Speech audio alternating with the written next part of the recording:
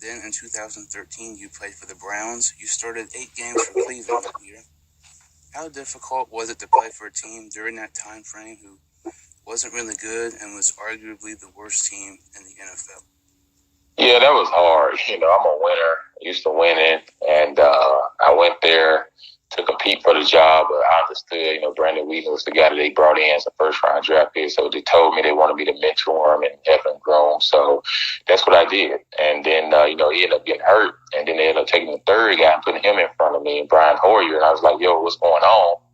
And they was just like, well, we want to see what he has, but he's a young guy. We're trying to see what we can have for the future, and nothing against you and everything. So then you end up having to help him, and then all of a sudden he gets hurt, and then they put Wheaton back in there. I'm just like, okay, Wheaton's healthy to play, and then Wheaton, then they pull him. And then we get to the hardest part of our schedule, which we're playing New England, Baltimore, Cincinnati, Kansas City Chiefs, who was undefeated at the time. And then they say, hey, Jay, we want you to start for us. I was just like, okay, y'all ain't giving me all these reps, y'all just haven't mentor, but now we're the hardest part of our schedule, and now y'all want me to be that guy. So I said, okay, I set the challenge. So I set the challenge. We go out to Kansas City. No one in the world gave us a chance, but they was undefeated, and we was actually driving to win that game in Kansas City. And then the next week, we ended up beating Baltimore, which Cleveland hadn't beat Baltimore in the last 13, 14 times or something. And the first time they beat them in like 10 years or something in Cleveland. And we win that game. And then, we go to New England. And we were up 12 points on New England with 1 minute and 56 seconds left. And I've thrown for almost 400 yards, 3 touchdowns. We played an outstanding team game. And we ended up losing that game. We ended up, give up a touchdown on a crucial pass interference call that wasn't pass interference. They gave them the ball number 1. And then they get an onside kick, and we missed the onside kick, and they get it. And then they score again.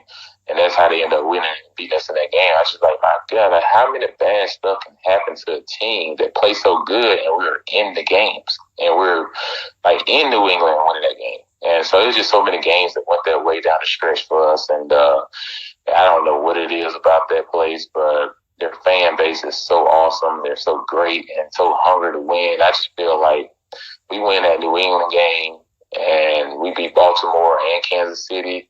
In that stretch, I think that would have opened doors for us to come back the next year and have a really good year. But, of course, they broke everything up. Yeah, absolutely. That's really crazy. Cleveland's been known to have been dysfunctional the past decade or so. Would you say that Cleveland team you were on was the worst team that you've ever been on? I wouldn't say per talent. I say talent is one of the most talented teams I've been on. It's just the fact that we were so young, we were still trying to learn how to win. When you got there, the expectation of winning wasn't there. It was just, you're trying to implement that. And but the talent was there. Like, you look across the board, there's so much talent. But the thing about Cleveland, though, it's a revolving door. They changed so much. Like, even that year, it was 4-12. But we had 6 games that we lost under 7 points, and maybe 2 or 3 under 3 points. So the games could have went either way. So you're that close to flipping it from 4-12 to maybe the next year having a 10-6 type year or something. But you never get that opportunity to get to that point because everyone bashes them so much, so they put pressure on the ownership. So they just change everything. Every year it's changing. And I just felt like had they kept Rob Shazinski and kept me that next year coming back and getting to know all our players now and then putting that whole team together, I feel like it would have been the same experience in Oakland because I experienced the same similar thing. But the next year we got a chance to come back and everything and change things. And I think it would have been the same way there. We'd have had another year to come back together and make a difference. But instead they blew the thing up again. And when you blow stuff up, you just start all the way back over. Like, you got to go through some type of rough times sometimes to reach success because you remember what it was like when it was rough, when you're having your success that makes you keep going. But if you're always just changing all the time, you're not willing to go through some rough times to get there, then it's going to be the same thing year after year after year. I completely agree.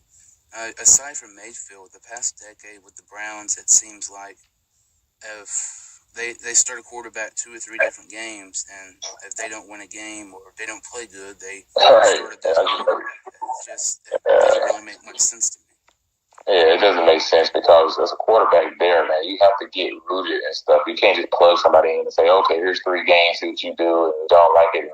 Like, that's not how you do. That's not how you play the game of football. Like, it's just not the way that you deal with quarterbacks. It's just, but that's just how it's done. You see them make the shirt and stuff with quarterbacks. Like, I was just like, that's so unfair. I'm like, you don't even know my situation. You got my name in there. I was like, I didn't even get a chance to even start until we got to the hardest part of our schedule. And I said, and plus, I wasn't even getting reps. Like, and then the games that we was in, we put up solid numbers and should have won a lot of those games. I was like, but you can't say, oh, the quarterback failed. Like, so it's so upsetting to see that type of stuff, which makes you upset. Like, people have no idea sometimes of what it takes to play that position and how important it is to have all the pieces in place around you. Like, you have to have those pieces in place. Look at Nick Foles, for example. He's in Philadelphia. He does great. He goes to Jacksonville. Looks like a totally different quarterback, because not all the pieces his surroundings are there.